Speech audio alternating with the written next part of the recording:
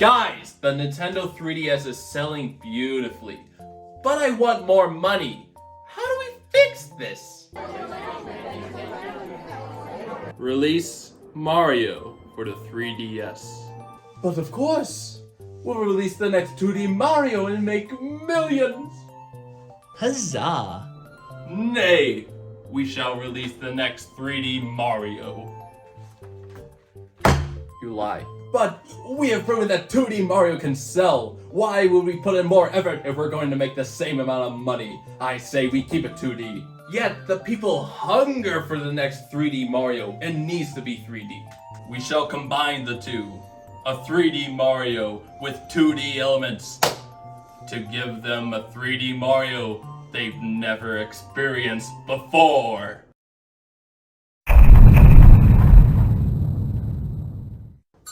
What's up, YouTube? How Ian's doing? Super Mario 3D Land is the game of the year, and if it's not, you can take my kids and wife and family.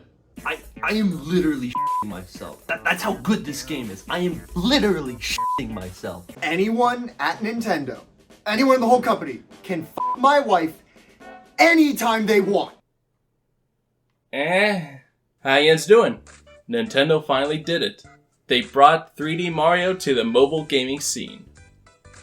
But it came at a cost. Every 3D Mario has been a sandbox to this point. You can go anywhere you want in the overworld or home base, and once you enter a level, you can go wherever you want. However, there were very clear signs that Nintendo was going to implement more and more 2D elements. It all started with Galaxy having a couple of 2D segments, then Galaxy 2 had a 2D overworld, now here we are, a 3D Mario with the most linear levels I've ever seen. But I'm getting ahead of myself. What actually happened? Bowser kidnaps Peach and Mario goes to save her. The perfect Mario plot. I reached World 1 and I already hate this. What is this, 2D Mario?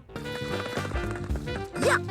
2D Mario, but you can move in any direction? Zach, you know that makes it 3D, right? Shut up. The overworld is exactly like a 2D Mario, where you go from level to level on a straight path forward. However, each level is Mario in his 3D glory and can move wherever he please. Each level is its own separate sandbox, but unlike the levels in the previous 3D Marios, there are no multiple stars in each level. Because of this, the levels are more linear and smaller. The worlds are also a lot smaller, with only 5 levels and a boss level. But what actually happened in these worlds? I don't know.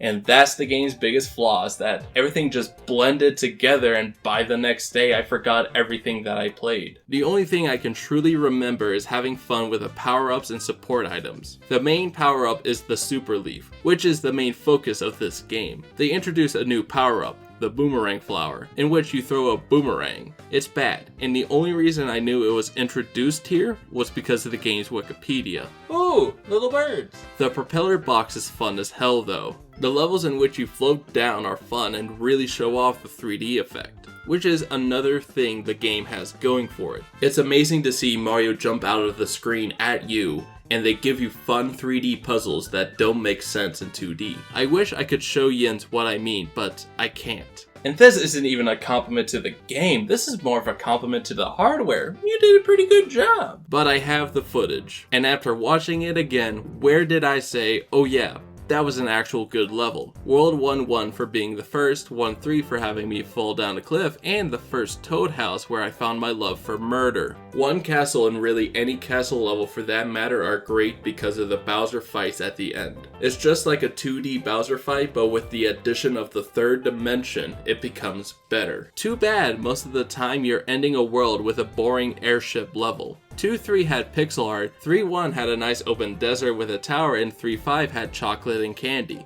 I'm fat.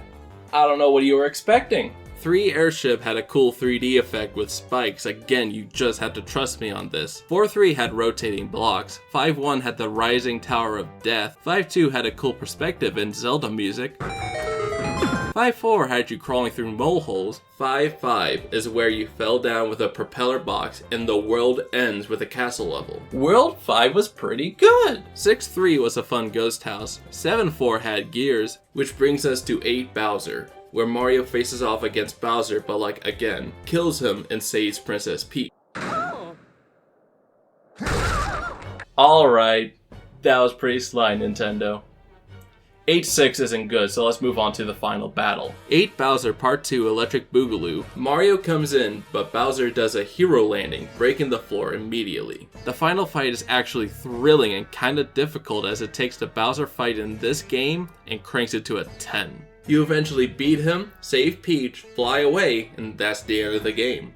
Until Luigi gets kidnapped. Oh, Once you beat the game, it gives you the special world where they reused every level but made it hard. So they essentially gave you 2 Mario games, which is pretty cool. The villain this time isn't Bowser, but instead it's Dry Bowser. At the end of the first special world, you save Luigi and now you can play as him. So he goes on a rampage for the next 7 worlds just to put Dry Bowser in his place, and that's the end of the game. It was okay at best. I've already made my point clear with all of the flaws of this game and how I don't really consider it to be a true 3D Mario. After playing it, I just kept thinking to myself, there are so many things that I disagree with that the game did, and I should say that I hate this game. But the only reason I don't is because I had fun playing it. That's really the only thing that matters at the end of the day.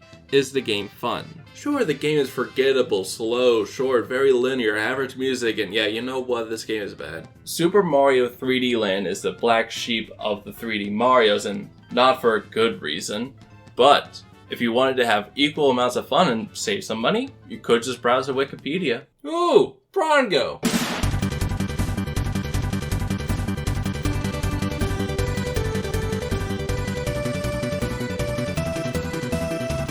Can you try saying it slower? It should take 3 Mississippis. Okay. Zach.